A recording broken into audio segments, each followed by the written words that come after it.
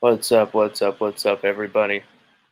This is a special LSU Odyssey Oddcast live stream special interview series, as we've done many times. But tonight, uh, we have invited Ryan Yaites, 2023 LSU safety commit out of Denton, Texas, playing for Denton Geyer. Took them to a 14-2 record last year, state title game appearance. Um, playing against top competition in 6A Dallas. 42 tackles, 8 pass breakups, 1 interception. Uh, we cannot wait for to speak with him. We have just sent the invite.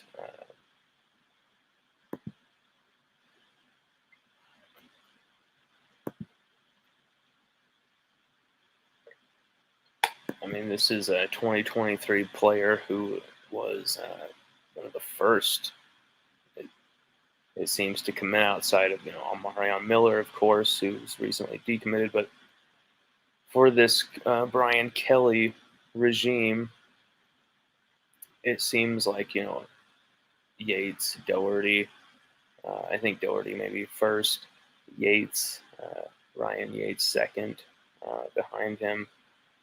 One of the first to commit with this 2023 class, Ryan Yaites. So looking forward to speaking with him about what has happened.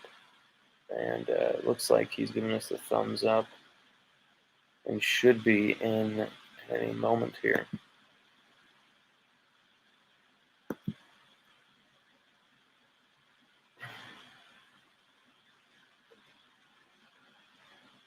Definitely, if you have not followed Ryan, follow him right there. Right there at Ryan Yaites, _ between Ryan and Yaites.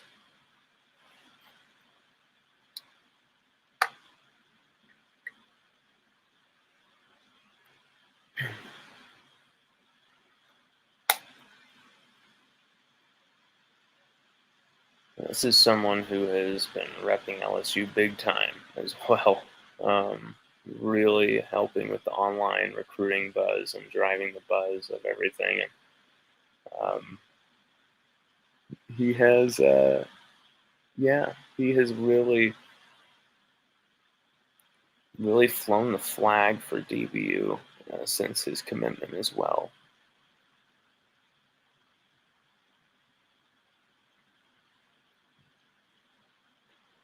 Let's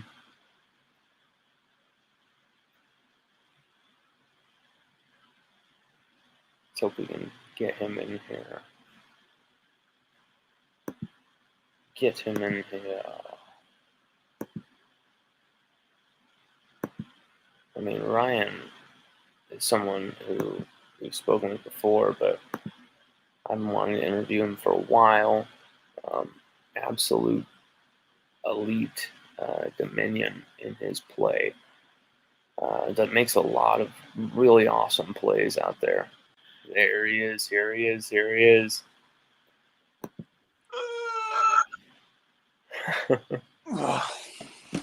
Welcome, Ryan Yaites. What's up, man?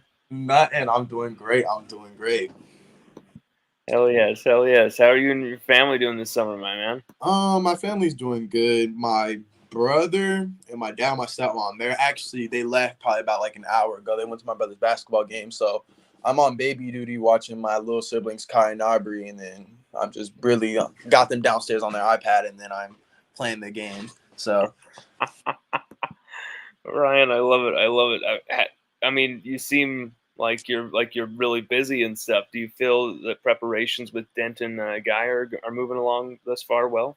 Yeah, I definitely think we've been doing pretty good. We had everyone, had that week off, which I think a lot of people needed just to get away. I honestly took some time away from football myself, but now that we're back into it, I say that, like my coach says, it's like an emotional roller coaster. and you slowly go up until, you're at the peak, which is, I'd say, the first game, kind of where all the excitement starts happening, and then you go downhill, you start as you roll into the season. But yeah, I just think, we're doing very good and we're executing at a high level. So I expect, big things from this guy, especially coming into our first game playing Lancaster. I mean, you guys had a fantastic season last year. Mm-hmm. You're leading a team that was so successful, Ryan. 14-2, Mm-hmm. going all the way to the title game. Your defense held 9 different opponents to under 20 points.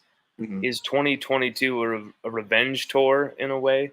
Yeah, I definitely say it's a revenge tour to state, but it's also, there's, like my coach says, my head coach, he says, it's because at first it used to be you either meet or beat the standard.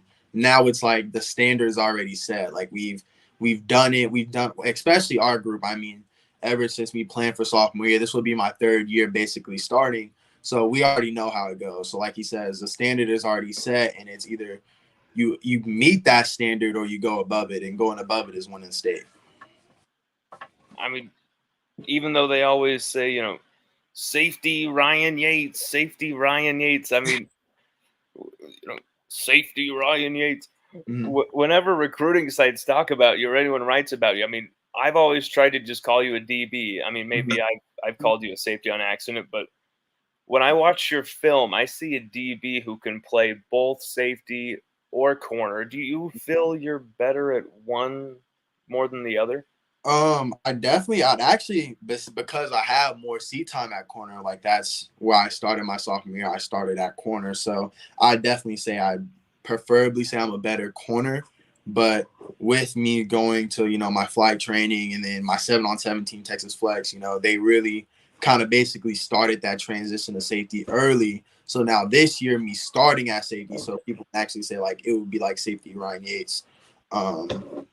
You can kind of really say I'm a safety, but preferably, I always, like you said, I like to call myself a DB because regardless of the end of the day, when I go up to LSU, my goal is to play. And if that's either at safety, if that's at corner, that's at nickel, my goal is to get up there in what's called December, get in, learn everything as fast as I can, get into that spring ball, and, show Coach Corey Raymond and Brian Kelly and all those guys and Coach House that I can, really play in this and be a part of this program at a young age.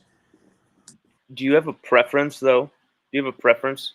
Safety, corner, nickel? Honestly, I really don't, like, when it comes to preference wise. Like, I honestly really think I can play anywhere, and that's just not, me talking about an ego or just being like overconfident. It's just I really truly think wherever someone puts me, I can play and I can do it at a high level. So really, when it comes to preference, I really don't have one.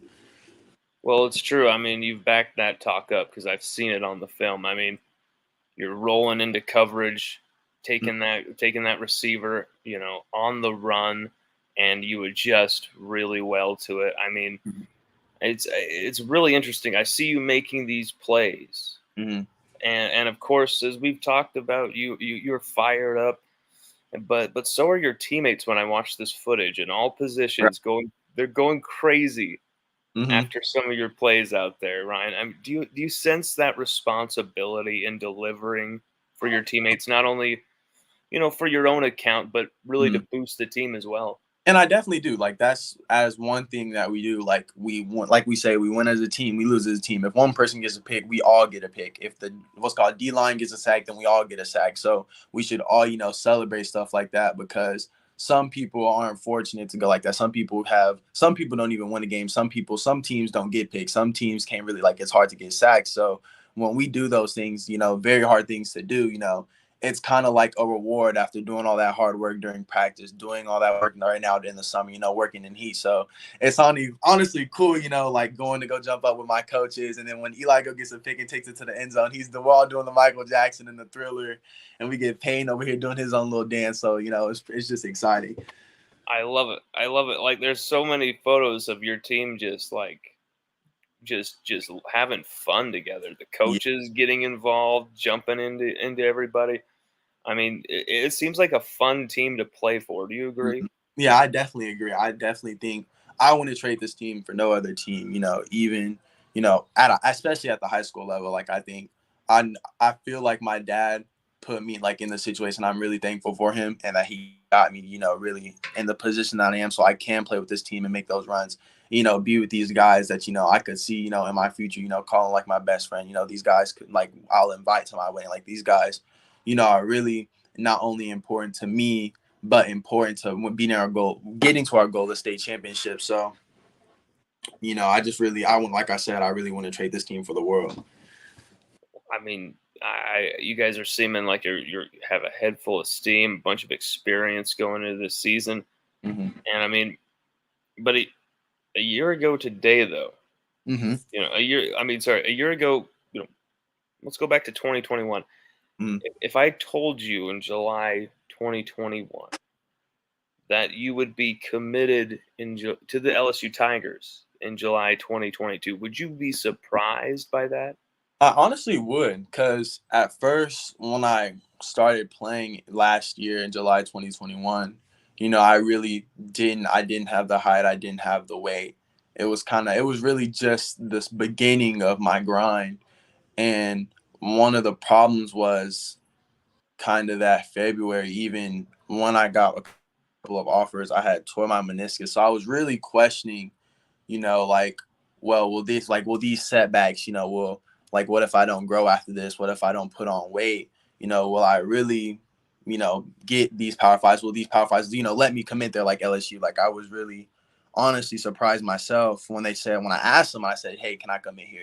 Because it's one thing to get the offer, but it's another thing for it to actually like be committable. And when you call that coach and you say, hey coach, like I really feel like this is home. Can I commit here? And they say yes. It takes a lot of stress off not only your shoulders, but your family's shoulders. So would I believe it? No, but what I think it could happen, yes. I probably wouldn't have believed it at the time, just because of my doubts and stuff like that.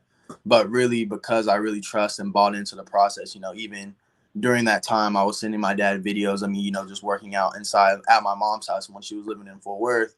I was just out there working on this like little ladder drill that I had searched up on YouTube, and this guy, Coach Dozier, had taught me. I was really just doing those and workouts by myself. So it was kind of like, no, I think it would honestly be surreal. Like I wouldn't believe it at all, but just be like, if I grind like I'm doing now and I put in this work by myself, it can happen. Absolutely. I mean, you put it into work. You absolutely made it happen, and I don't even think Coach Ed Orgeron's staff ever even did they even scout you, offer you? Yeah, they actually did. So they offered me, and I was actually talking to Mason Smith, the recruiting guy and the corners coach. I was talking to him for a while, but then obviously Coach O and them left. And then Mason Smith, he also, I think he got reassigned to somewhere else. So we actually fell off, and they kind of were just like left out to the side. But then once Brian Kelly and them came, it basically picked up where Coach O left off. And it honestly, I say it got better because they started talking to me way more than when Coach O and them were talking to me. See, that's surprising. I didn't even think Orgeron's staff recruited you at all. That's fantastic to Yeah. hear that LSU's been kind of pursuing you for a lot longer than people thought. Mm-hmm.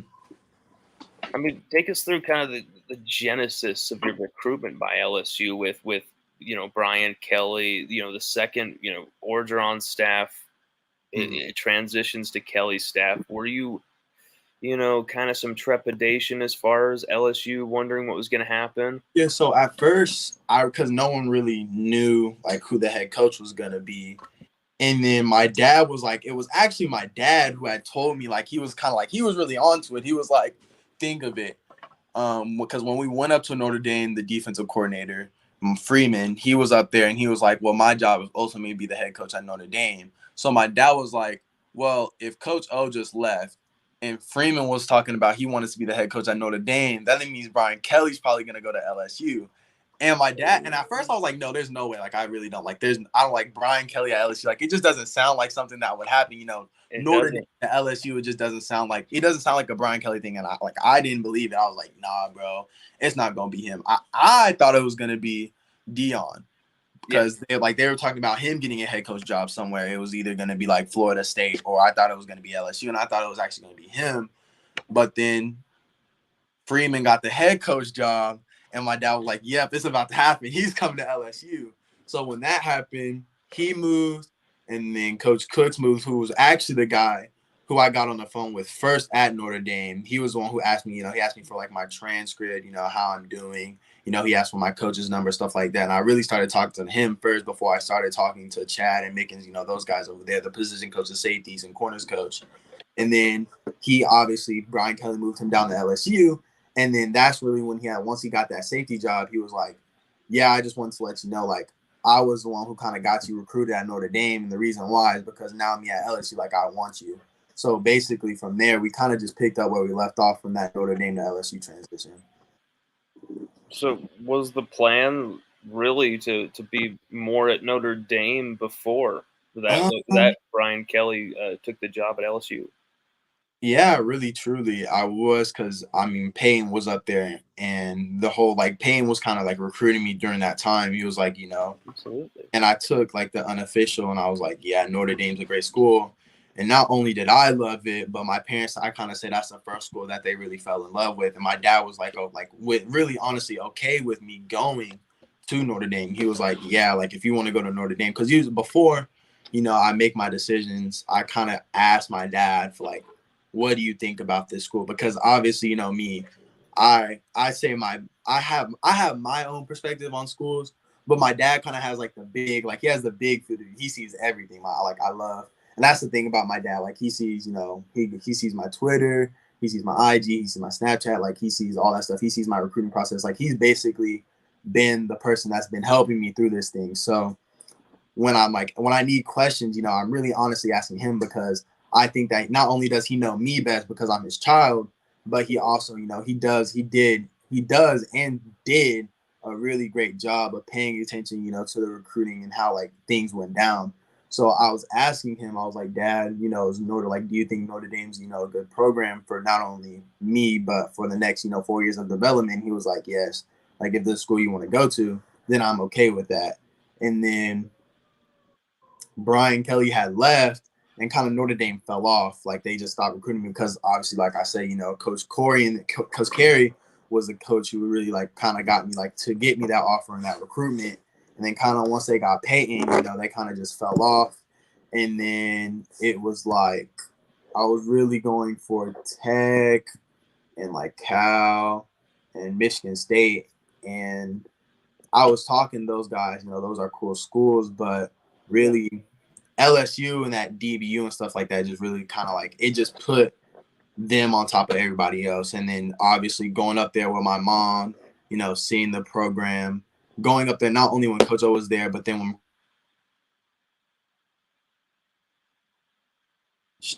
and honestly, I think the program got better when Brian Kelly came up there. That was a check on my list.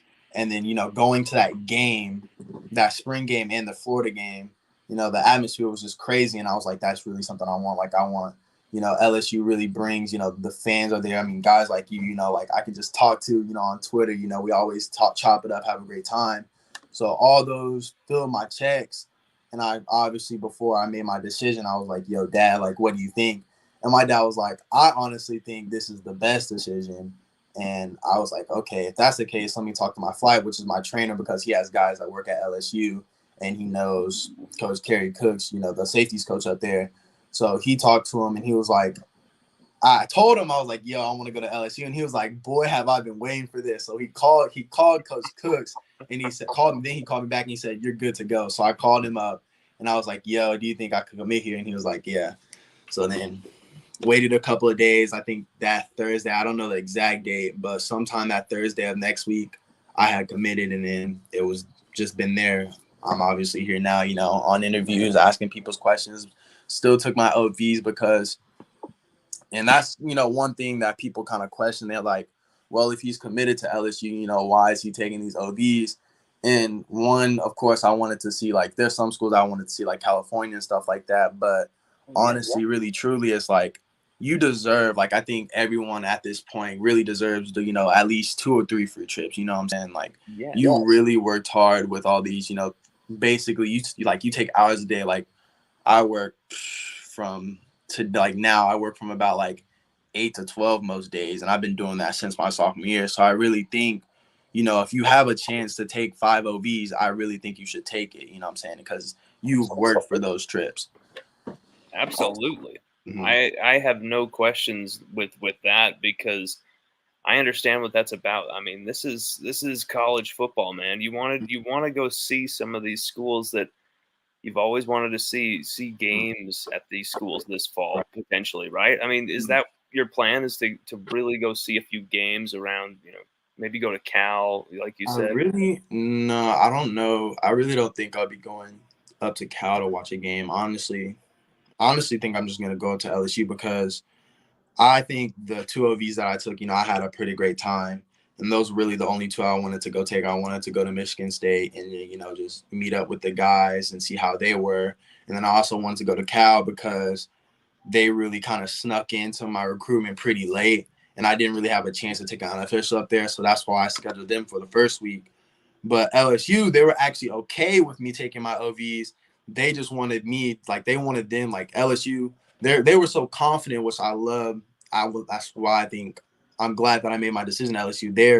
They were so confident that they said, we don't care what OVs you take, just make sure we're the last one and it's a game. So really, once they said that, I was like, okay, well, if they're this confident, then I should take these trips and then just go from there and see the game, which I know I'm going to the Alabama game. I'm pretty sure I'm pretty sure I'm going to go to that game, and it's going to be great, regardless. So I'm just excited and ready to have fun and meet up all those guys up there.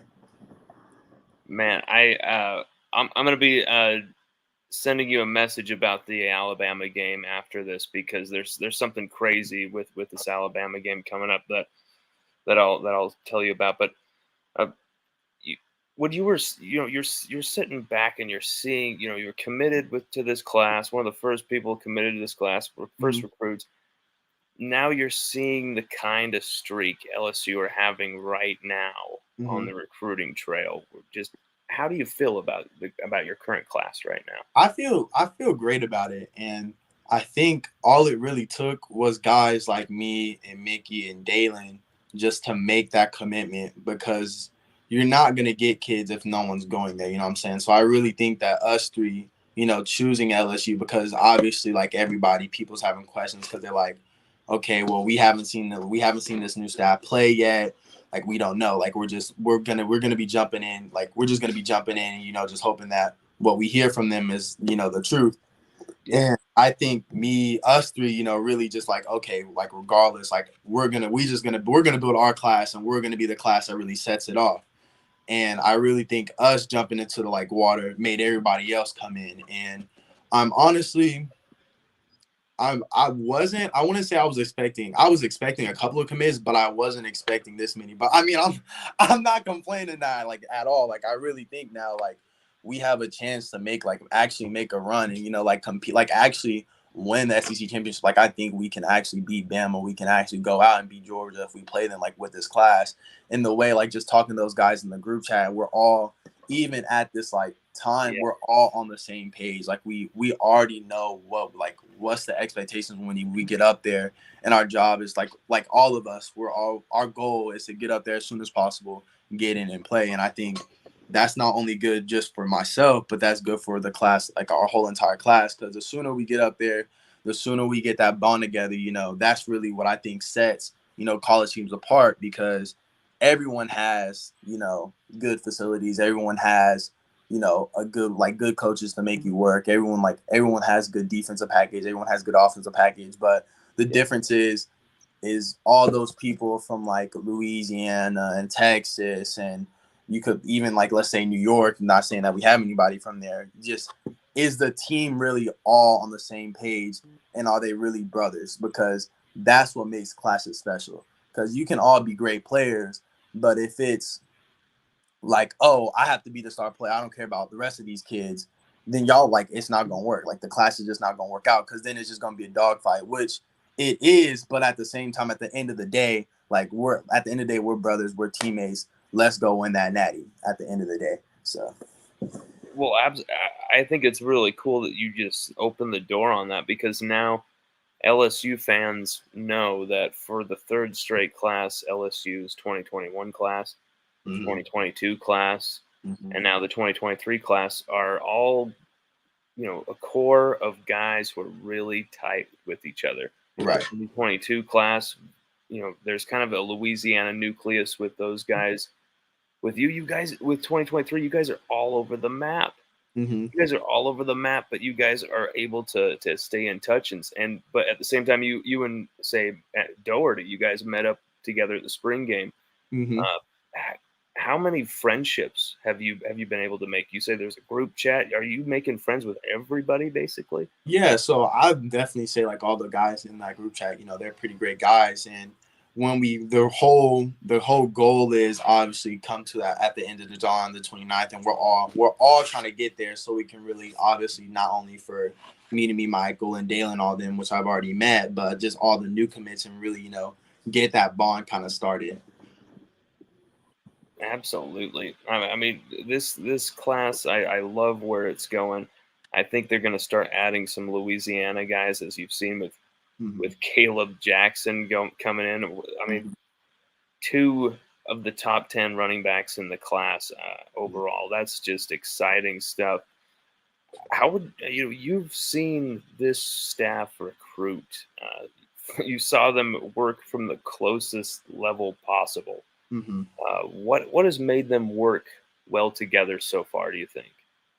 I honestly just think because like not only like I said, like our class is on the same page, they are too. Because one thing about other programs is some people of course they worry about the team, but they're also worried about like their personal goals, like they want to be this and they want to be that, like they're not, I want to say they're okay with where they're at. Like everyone at LSU, like Brian Kelly's, like you can tell that guy's going to be there for a while. Coach Yeah, Cook, that guy's going to be there for a while. Coach House, that guy's going to be there for a while. Like they're all okay with where they are, and they know that this class they is like their class to work with, and they know that recruiting is very important when it comes obviously not only to getting players but to getting top, like the top end of guys.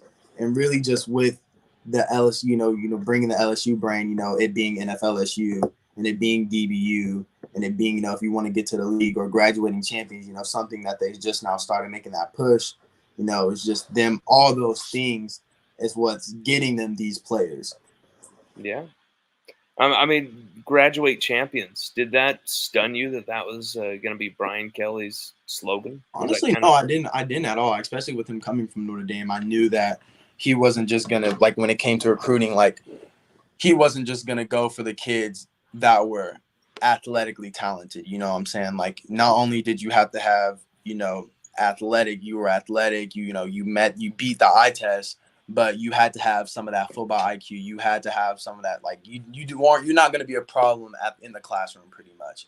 And that's one thing that I think Brian Kelly is doing not only a great job at, but is why he can say he's gonna have graduating champions, because all the guys that he has, like in our recruiting cast, none of us is gonna be a problem in that classroom. And I really think, him coming from Notre Dame, that's something that I expected to see, and I'm actually glad that he brought me here.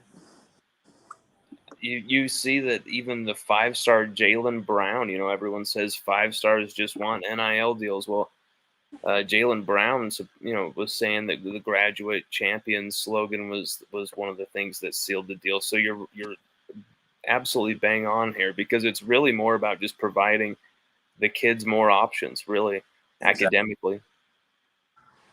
Because honestly, like the NIL part is cool and all, but you gotta work for something like that. Like NIL is a reward. You know what I'm saying? Like if you get up there and you do what you say you want to do, like if I get up there and I actually play like I say I'm gonna play, the money will come. So the only but one thing that doesn't is that degree. Like that's something that you gotta really, work for, and that's something that you gotta put those hours in, and like it's really a personal goal, something that you have to do to play and get that money.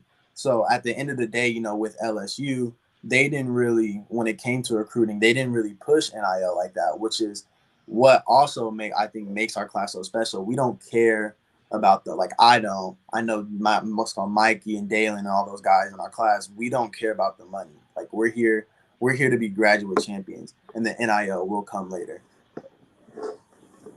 Wow. I mean, you're making some really profound statements here that are kind of really setting a tone here for the class. I mean, that's kind of what I'm sensing is that the core of these guys that have been coming in too, joining you guys recently, it Mm-hmm. doesn't feel like, oh, NIL deal for that guy, NIL deal for this dude. No, what they're saying and then the actions behind that for me really just back it up, just what you're saying. Mm-hmm.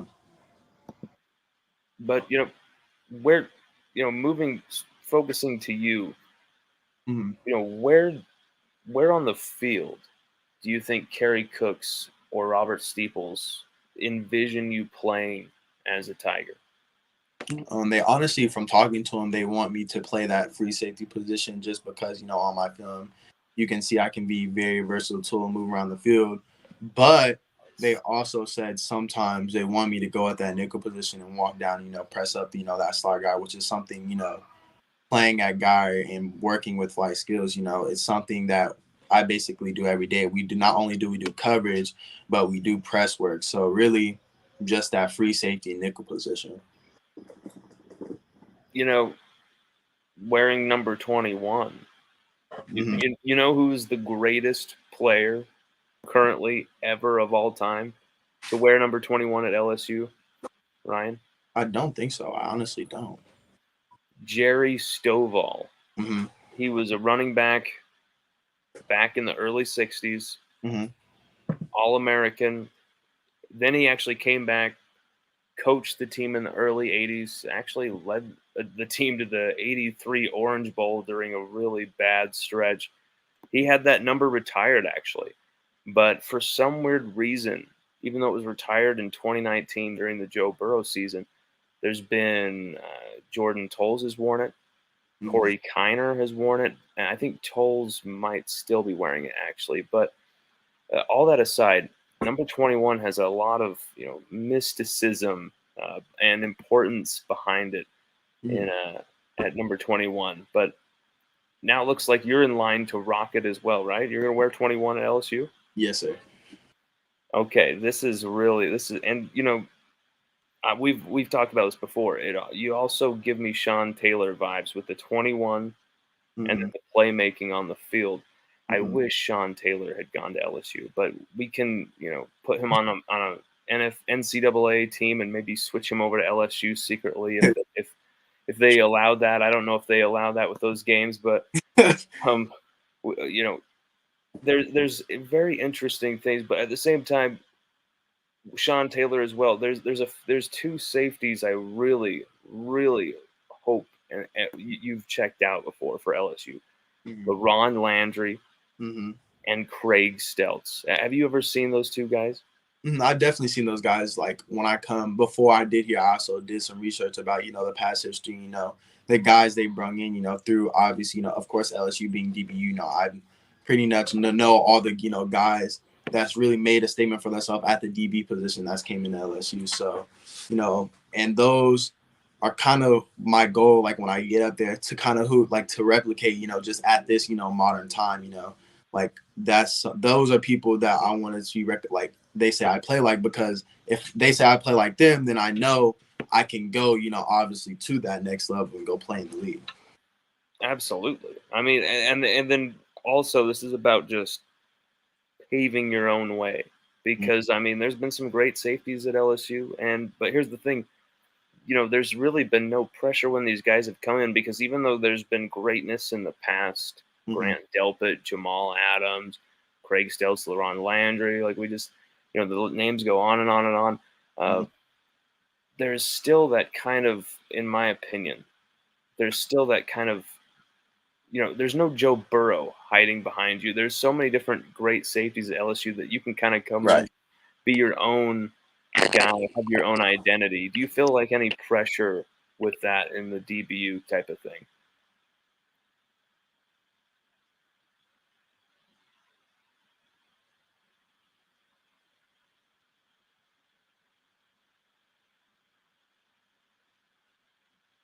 Oh shoot.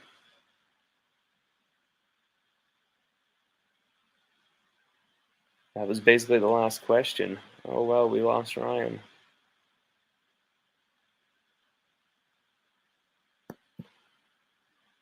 Well, that was an awesome interview. Besides that, hopefully, crap, yeah, we lost connection there. But that was a fantastic interview. We only had like one more question anyway, so fantastic, fantastic time with Ryan. Very illuminating, enlightening what he was revealing to us, and yeah, um, thank you very much. Peace.